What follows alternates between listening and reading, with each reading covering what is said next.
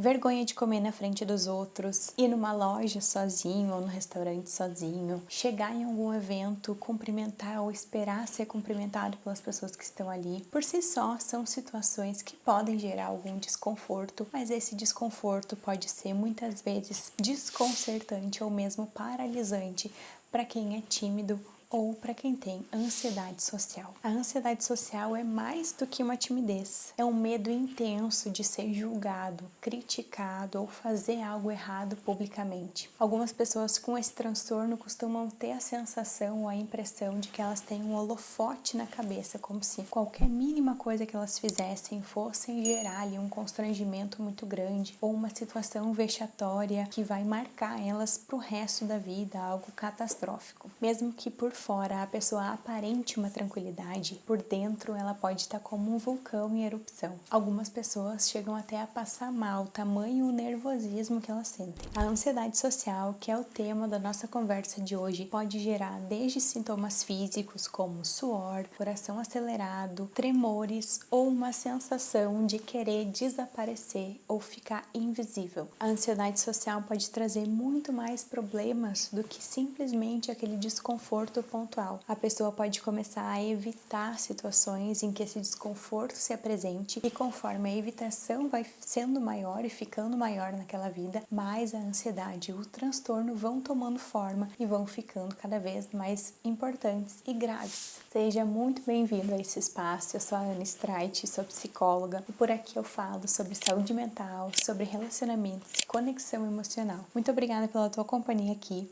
e vamos juntos nesse momento falar sobre a ansiedade social ou a fobia social. Fazendo um panorama geral, esse transtorno ele é um transtorno de ansiedade muito comum. Os estudos epidemiológicos têm mostrado que milhões de pessoas sofrem de ansiedade social. De uma forma geral, as pesquisas mostram os seguintes números. Prevalência em 12 meses, então cerca de 2 a 3% da população global sofre de ansiedade social. Em 2019, isso era o equivalente a dezenas de milhões de pessoas. Aproximadamente 4% das pessoas vão experimentar ansiedade social em algum momento da vida. E um ponto importante é que a ansiedade social ela é mais comum entre os jovens. Uma meta-análise global indicou que 1 em cada 5 jovens pode enfrentar transtorno de ansiedade social. 90% dos casos acontecem antes dos 23 anos. E o que a gente pode entender com isso? Esse surgimento na adolescência mostra algumas coisas que a gente pode pensar aqui. A primeira delas, obviamente, é a importância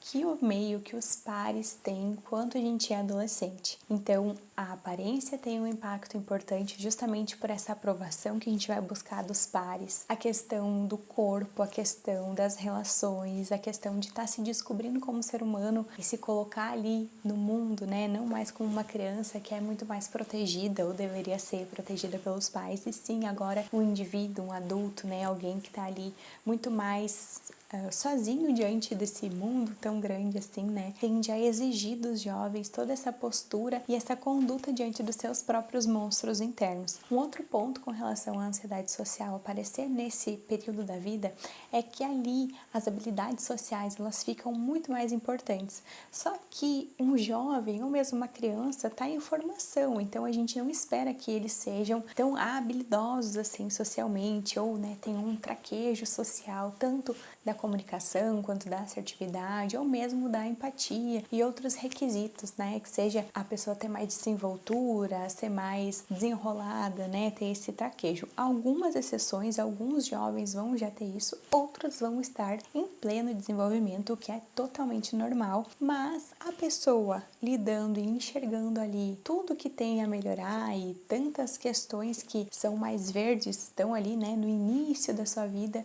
no início de todo um pleno desenvolvimento que ainda vai acontecer, precisa ter uma boa dose de autocompaixão para encarar. De acordo com a origem da ansiedade social, a gente vê duas possíveis raízes ali. Nada que a gente vai falar sobre causa e efeito, né, de uma forma assim mais simplista, mas a gente vai levar em conta dois pontos importantes aqui. Então, o primeiro deles é uma tendência natural a pessoa ter mais ansiedade mesmo, então uma ansiedade de temperamento. E um outro ponto é que pessoas que têm um transtorno de ansiedade social, muito comumente elas tiveram aí aí, ou famílias, cuidadores muito críticos que ficavam apontando os defeitos, apontando tudo que aquela pessoa não estava desempenhando bem, um foco muito grande no que não tá legal, ou ter sofrido bullying na escola, bullying na infância e na adolescência. Então o bullying é esse fator aí que se associa muito fortemente à ansiedade social. Mesmo quem já é adulto, quem já deixou a adolescência muito tempo para trás, pode ainda ter resquícios do bullying sofrido, dessas críticas sofridas na infância ou na idade ali, na adolescência mesmo, mas fora de um contexto de escola, e precisa olhar para esses aspectos, dar um ressignificado ou mesmo encarar um novo sentido, né? Ter uma nova conversa consigo para poder seguir em frente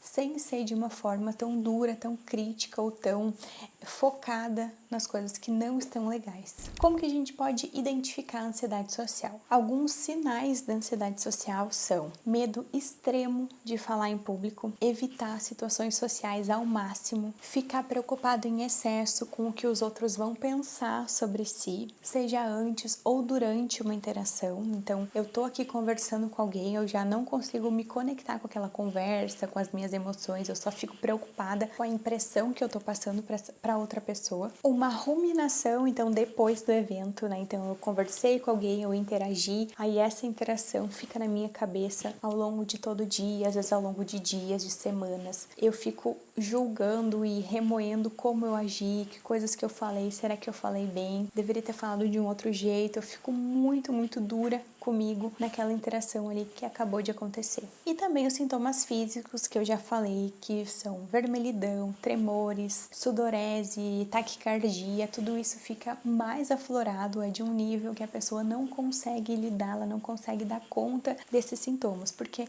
obviamente em algum nível todo mundo vai sentir um pouco de tudo isso aqui que foi falado, né? Uma preocupação, os próprios sintomas, o próprio desconforto, querer às vezes evitar uma situação ou outra social, né? Mas o problema da ansiedade social é que isso fica num nível muito grande. Então esses sintomas, eles paralisam a pessoa, como se a pessoa não conseguisse lidar com aquele desconforto. Então, por exemplo, eu tô lá, tenho um trabalho para apresentar na escola, na faculdade, e meu coração começa a bater muito forte, eu dou um hiperfoco naquele sintoma ali, e eu já não consigo falar, não consigo apresentar o trabalho, eu corro o risco de ir mal naquela matéria em função daquela apresentação que eu não fiz, ou que eu dei um branco, que eu travei na frente das pessoas. Bem diferente de alguém que não tem ansiedade social ou que não lida, né, com esses desafios, que vai sim sentir o coração batendo mais forte ou que vai ter esses sintomas, mas vai conseguir encarar. Muitas vezes a própria terapia, o próprio tratamento da ansiedade social vai levar em conta justamente isso, como manejar a ansiedade, não numa forma perfeccionista de a pessoa nunca sentir ansiedade ou nunca ter nenhum desconforto, e sim como forma de a pessoa conseguir encarar os desafios, encarar as situações, as interações sociais, sem se deixar levar, sem se deixar ser tomada pela enxurrada emocional. Dentro disso, o que acontece na terapia é que a gente vai ajudar a pessoa a ter uma relação mais saudável com a sua ansiedade, conseguir lidar e administrar esses sintomas de uma forma mais suave, de uma forma mais natural mesmo. A gente vai incluir aí estratégias de respiração, então aprender a respirar, aprender a se autotranquilizar, que é muito importante, né? Uma estratégia assim que para a vida toda, né, a gente ter uma respiração consciente traz muito mais presença, muito mais tranquilidade também, e essa tranquilidade ela se transforma em resiliência muitas vezes, né, em a gente conseguir superar alguns desafios que a gente tenha. Um outro aspecto que ele é muito de nível terapêutico mesmo, né, algo que vai acontecer com efetividade mesmo na terapia mesmo, que é a exposição gradual. Então, o que é a exposição gradual? A pessoa lista do menor medo até o maior. Por exemplo, se a pessoa tem muito medo de falar em público, ela quase morre de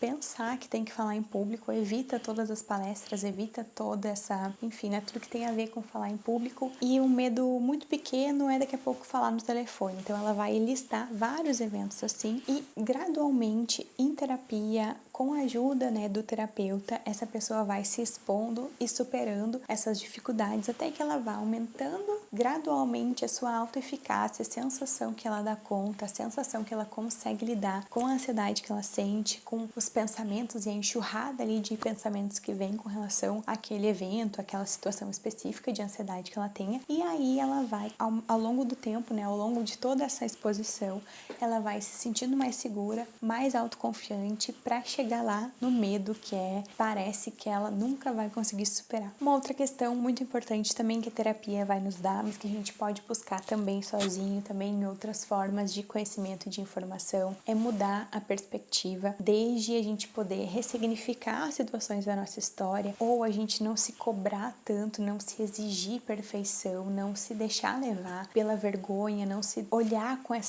dessa forma tão dura, né, como se a gente tivesse esse holofote na cabeça, como se a gente estivesse ali sendo o centro das atenções, até de uma forma mais humilde, entre aspas, é a gente se colocar num lugar mais comum.